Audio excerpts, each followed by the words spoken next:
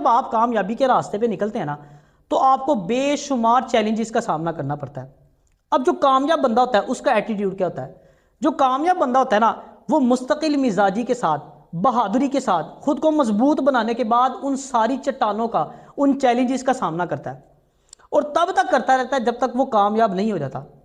और जो नाकाम इंसान होगा, नाकाम इंसान इन मुश्किलात के सामने कमज़ोर पड़ जाता है और वो हिम्मत हार जाता है, वो सरेंडर कर देता है, ठीक है ना, वो मैदान छोड़ के जो है वो भाग जाता है, और यही वजह होती है कि वो नाकाम हो जाता है।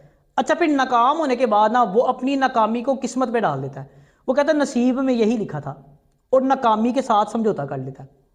तो अगर कामयाब होना है ना, तो मुस्तकिल मिजाजी के साथ आपको चलना पड़ेगा।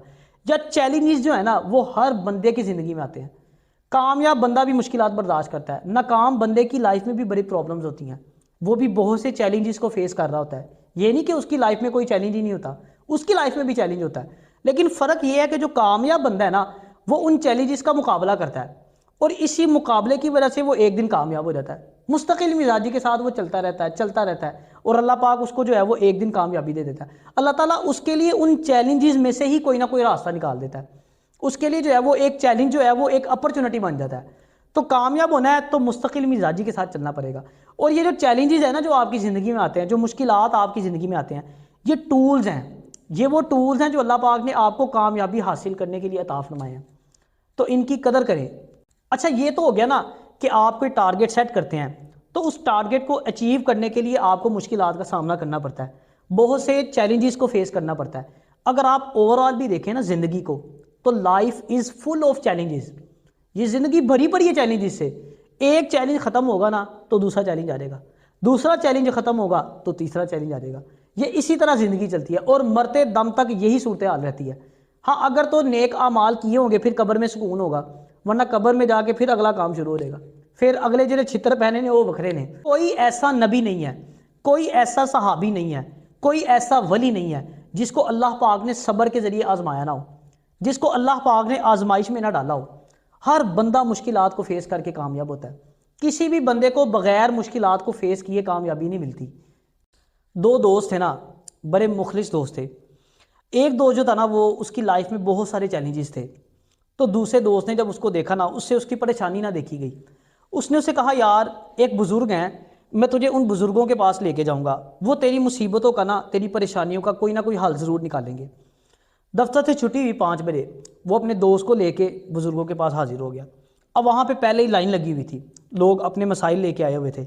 उसने अपनी बारी का इंतज़ार किया। जब बारी आ गई ना, तो उस वक्त तक शाम हो चुकी थी, मगरिब का वक्त हो चुका था। अब बुज़ुर्गों ने कहा कि बेटा अब तो शाम हो गई है, अब तेरी मुसीबतों का जो हल है ना, वो सुबह इंशाल्लाह ताला निकालेंगे।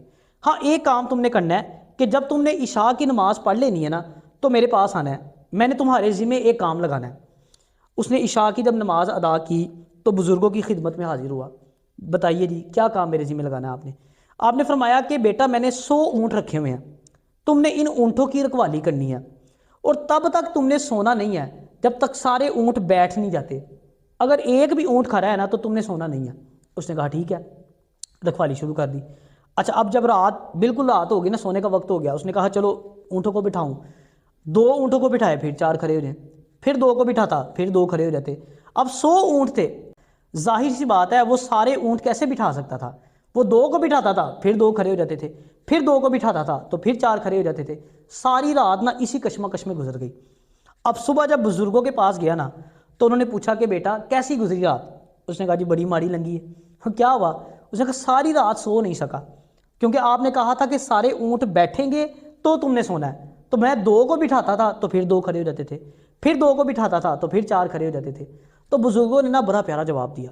उन्होंने कहा बेटा ज़िंदगी भी ऐसे ही है, एक मुसीबत ख़त्म होगी ना तो दूसरी सार उठा लेगी, दूसरी मुसीबत ख़त्म होगी तो तीसरी सार उठा लेगी। तो बताने का मकसद ये है कि ये जो मुश्किलात है ना, ये ज़िंदगी का हिस्सा है।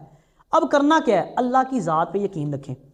देखें, अल्लाह पाक ना इंसान को मुश्किल में डालता है, लेकिन कभी मुश्किल में अकेला नहीं छोड़ता, और फिर उतना बोझ डालता है आपके ऊपर जितना बोझ आप बर्दाश्त कर सकते हैं।